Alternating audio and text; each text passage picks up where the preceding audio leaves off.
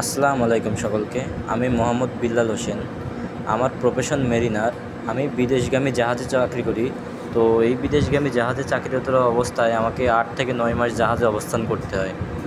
তো জাহাজের বিভিন্ন অংশের বিভিন্ন রকম কাজ আছে। তো আমি বর্তমানে বাইরের অংশে অবস্থান করছি। তো জাহাজের বিভিন্ন মেশিনারিজ, জাহাজের কোথায় কী কাজ, আমরা জাহাজে সারাদিন কী কী কাজ করি, কী কী মেশিনারিজ আছে, কী কী যন্ত্রাংশ আছে, জাহাজ কী কী বহন করে এবং আমরা কোথা থেকে কোথায় যাই, এই জাহাজের বাইরের অংশগুলো আমি এই ভিডিওর মাধ্যমে কিছু অংশ আপনাদেরকে দেখানোর চেষ্টা করব।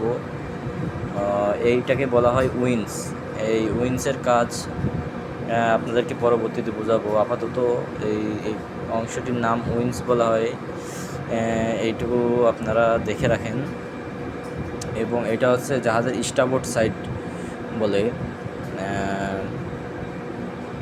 এটা মূলত একটি চায়না কোম্পানির জাহাজটি অনেক নতুন, 2023 সালের তৈরি।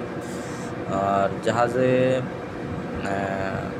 আমরা এখন যেদিকে আগাচ্ছি, এখানে দেখতে পাচ্ছেন কিছু পাইপ লাইন, এগুলোরই প্রত্যেকটারই কাজ আছে। জাহাজটি ইঞ্জিনিয়াররা যখন তৈরি করেছিল, প্রত্যেকটা জিনিসে পাইপ লাইন সব কিছু চিন্তাভাবনা করে তৈরি করেছিল। আর এইটা হচ্ছে জাহাজের ট্যাঙ্ক। আমরা মূলত এটা একটা গ্যাসের জাহাজ। তো আমি এখানে গ্যাস বহন করে, আমরা এক জায়গা থেকে অন্য জায়গায় গ্যাস বহন করে নিয়ে আসি।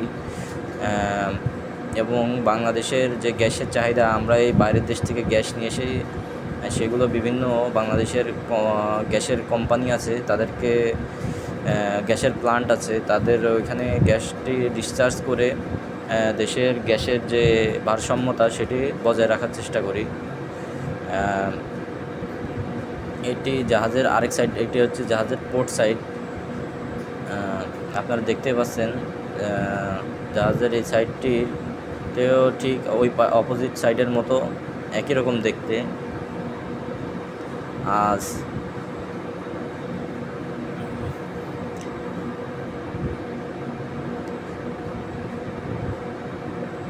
মূলত বাইরে কিছু জায়গায় ক্যামেরা আছে, ভিডিও করা কিছু রেস্ট্রিক্টেড আছে, এই জন্য আমি পুরো বাইরে না গিয়ে আপনাদেরকে ভিডিওটি দেখাই না। ধন্যবাদ সকলকে।